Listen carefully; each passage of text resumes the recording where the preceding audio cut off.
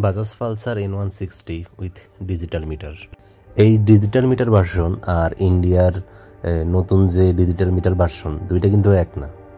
এখানে বাংলাদেশের মধ্যে খালি ডিজিটাল মিটারটাই নিয়ে আসছে আপসাইড ডাউন সাসপেনশন ছাড়া।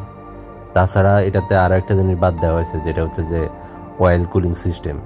এই ডিজিটাল মিটারের বাংলাদেশি ভার্সনে অয়েল কুলিং সিস্টেমটা নাই। ডিজিটাল মিটারটা কন্ট্রোল করার জন্য এই একটা বাটনই আছে, এই বাটনটা দিয়ে ডিজিটাল মিটারটা কন্ট্রোল করা লাগে। একটা বাইকে যত রকম ইনফরমেশান থাকে মিটারের মধ্যে, এই মিটারের মধ্যে মোটামুটি সব রকম ইনফরমেশানই আছে। ইঞ্জিন অফ থাকাকালীন মিটারের ফাংশনগুলো কাজ করে না, তাই এগুলা দেখার জন্য আপনাকে ইঞ্জিন স্টার্ট দিতে হবে। ট্রিপ মিটার, অডোমিটার এই মিটারে একসাথে দেখা যায়। তারপরে speed, gear indicator, fuel, RPM, তারপরে ক্লক সবই মোটামুটি এই মিটারের মধ্যে আছে। মিটারের ফাংশনগুলো একটু পরে দেখতেছি, এখন একটা ইঞ্জিনটা দেখায়। এই যে ইঞ্জিনটা আগের N160-র মতোই, তবে এখানের মধ্যে কিন্তু ইয়েটা নাই, অয়েল কুলিংয়ের যে রেডিয়েটর ওই রেডিয়েটরটা নাই। বাদবাকি জিনিস আগের মতোই আছে, তেমন কোনো চেঞ্জ নাই।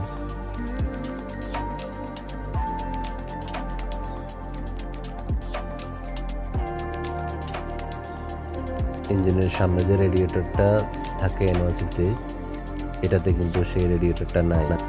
ডিজিটাল মিটারের N160 এই ভার্সনগুলো মূলত air cooled, oil cooling system নাই।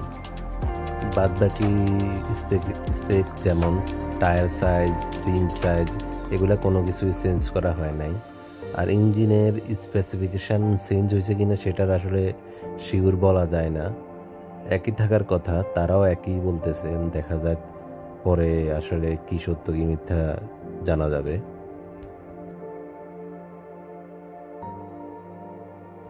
ইঞ্জিনের চাবি ছিল না এতক্ষণ, এবার একটু ইঞ্জিনটা স্টার্ট দিয়ে দেখা যাক। এই মিটারের অপশনগুলো দেখেন,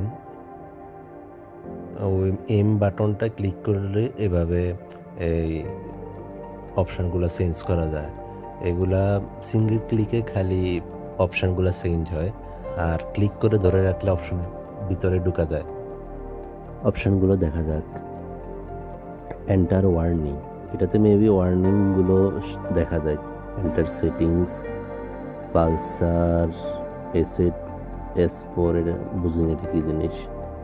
তারপরে ইনফো, ডেট, ট্রিপ। যাদের ডিজিটাল মিটারের জন্য N160 এতদিন কিনে নেয় তারা কিন্তু বাইকটা নিতে পারেন।